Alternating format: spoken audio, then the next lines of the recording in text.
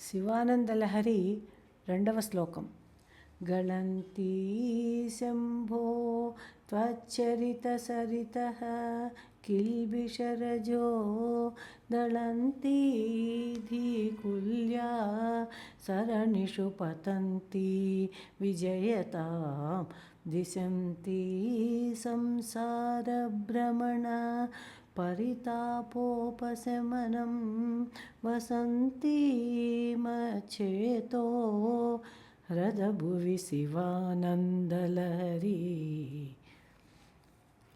తాత్పర్యము: ఓ శంభో, నీ చరిత్ర అనే నది నుండి ప్రవహిస్తూ పాపాలనే ధూళిని అణిచివేస్తూ బుద్ధి అనే పిల్లకాలవల త్రోవలో ప్రసరిస్తూ జనన మరణ రూప సంసార చక్ర భ్రమణం వల్ల కలిగిన పరితాపానికి ఉపశాంతిని ఇస్తూ నా మనస్సనే మడుగులో నిలిచియున్న పార్వతీ పరమేశ్వరుల వలన కలిగిన ఆనంద ప్రవాహము సర్వోత్కృష్టంగా ఉండుగాక అని తాత్పర్యం. వివరణలోకి వెళితే, శంకరులు మొదటి శ్లోకంలో పార్వతీ పరమేశ్వరులకు నమస్కార రూపమైన మంగళమును చేసి పార్వతీ పరమేశ్వరుల వల్ల కలిగే శివానందము స్థిరముగా తన మనస్సునందు నిలిచి ఉండాలని దీనిలో వేడుకుంటున్నారు. శంభుః అంటే సుఖాన్ని కలిగించేవాడు అని అర్థం. కాబట్టి శివుడు శంభుడు అనబడతాడు. వేదం కూడా నమఃశంభవేచ అని శివుడిని గురించి చెప్పింది. శివానందలహరి అంటే పార్వతీ పరమేశ్వర దర్శన ధ్యానాదుల వల్ల కలిగే ఆనంద ప్రవాహము అని అర్థం కదా. అంటే ప్రవహించిన ఆనందము వల్ల ఈ స్తోత్రము అంటే శివానందలహరి స్తోత్రము జీవుల పాపమును తాపమును పోగొట్టి దివ్యమైన ఆనందాన్ని ప్రసాదిస్తుంది అని భావం. ఇక పాదార్థంలోకి వెళితే, గళంతీ శంభో త్వచ్చరిత సరితః కిల్బిషరజో దళంతి. శంభో అంటే ఓ శివ, పరమేశ్వర అని. గళంతి త్వచ్చరితః, గళంతి త్వత్ ప్లస్ చరితః అంటే శివుని చరిత్ర అని. పరమేశ్వరుడు మార్కండేయుడు మొదలైన భక్తులను ఏ ఏ కాలాల్లో ఏ విధంగా పరిపాలిస్తూ వస్తున్నాడో దాని గురించి చెప్పేదే శివుని చరిత్ర. ఈ శివానందలహరి ఎక్కడ పుట్టిందంటే శివచరిత్ర అనే సరిత్తు నుండి పుట్టింది. సరిత్తు అంటే నది. పరమేశ్వరుని చరిత్రలు అనే నదుల నుండి ఈ శివానంద ప్రవాహము గళంతి అంటే జాలువారింది అని. ఈ శివానంద ప్రవాహము ఏమి చేస్తోందో చూద్దాము. కిల్బిషరజో దళంతి అంటే కిల్బిషరజస్సును అంటే ముక్కలు ముక్కలుగా ఖండిస్తోంది. కిల్బిషము అంటే ఏమిటి? పాపము అని. పాపము అంటే నిత్య సత్యమైన శివతత్వాన్ని తెలుసుకోలేకపోవడం.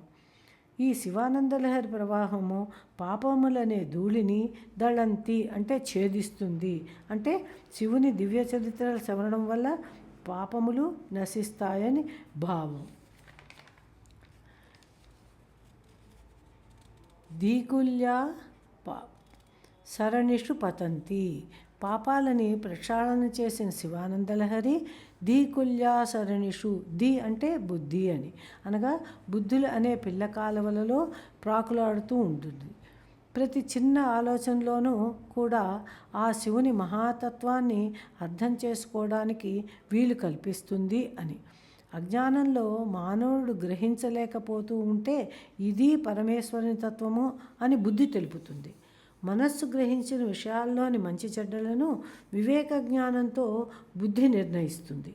అటువంటి బుద్ధులు అనే పిల్ల కాలువల ద్వారా శివానందలహరి అనే నదీ ప్రవాహం అంతరంగాన్ని ప్రక్షాళన చేస్తోందని మనం గ్రహించాలి. దిశంతి సంసార భ్రమణ పరితాపోపశమనం. సంసారం అంటే సావు పుట్టుకలతో సర్వ దుఃఖాలతో సర్వకాలాలలో సాగిపోతూ ఉన్న అజ్ఞానం. భ్రమణం అంటే భ్రాంతి అని అర్థం. సంసారంలో పడి కొట్టుకుపోతూ అజ్ఞానం వల్ల గమ్యం తెలియక ఆ సంసారం చక్రంలో పడి తిరుగుళ్ళు పడటమే భ్రాంతి. పరితాపోపశమనం. పరితాపము అంటే సంసార భ్రాంతి నిలువునా కాల్చివేస్తూ ఉండడమే. అది అణిగిపోవడమే ఉపశమనం. ఈ తాపశమనం కలిగించేది దిశంతి అంటే ఇచ్చేది అని. అనగా సంసార తాపాన్ని నుండి ఉపశాంతిని ఇచ్చేది ఈ శివానందలహరి స్తోత్రం మాత్రమే అని. వసంతి మచ్చేతో హ్రదభువి, మచ్చేతో హ్రదభువి అంటే మత్ చేత అంటే నా మనస్సు. ఆ మనస్సు ఎటువంటిది? హ్రదభువి అనగా మడుగు ప్రదేశము వంటిది. నా మనస్సు అనే మడుగు ప్రదేశంలో శివానందలహరి వసంతి అంటే ఉంటున్నది అని. ప్రస్తుత శివచరిత్రములు అనే నదిలో నుండి పుట్టిన శివానంద ప్రవాహము బుద్ధులు అనే పిల్లకాల ద్వారా ప్రవహించి భక్తుని మనస్సు అనే మడుగులో పడింది. ఆ భక్తుని మనస్సు అనే మడుగులో తుచ్చమైన తిమింగలాలు ఉన్నాయి. అవి భక్తునికి దిక్కు తెలియనీక ఉక్కిరి బిక్కిరి చేస్తూ ఉంటాయి. ఆ పాప పంకిలములను ఇంకింపజేసి ఈ శివానందలహరి భక్తుని మనస్సులో విజేతాం అనగా సర్వోత్కృష్టమైన నిత్య నివాసం చేయాలి అని శంకరుల ఆకాంక్ష. శివనామస్మరణ, శివపాద భజన పాపములను పోగొట్టి మానవులకు మహదానంద స్థితిని పొందడానికి ఉత్తమమైన సులువైన మార్గమని శంకరులు పరోక్షంగా దీనిలో సూచించారు. శివపురాణములు వంటి శివచరిత్రలు చదివితే పాపక్షయమై మహదానంద సుఖము కలుగుతుందని భావం. 2వ శ్లోక విశ్లేషణం సమాప్తం. ఓం నమః శివాయ.